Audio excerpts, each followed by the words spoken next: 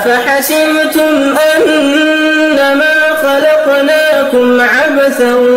وأنكم إلينا لا ترجعون فتعالى الله الملك الحق لا إله إلا هو رب العرش الكريم ومن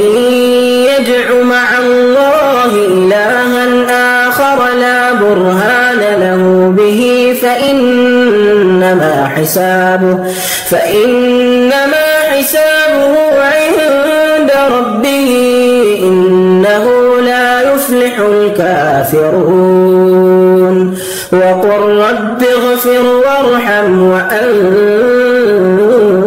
خير الراحمين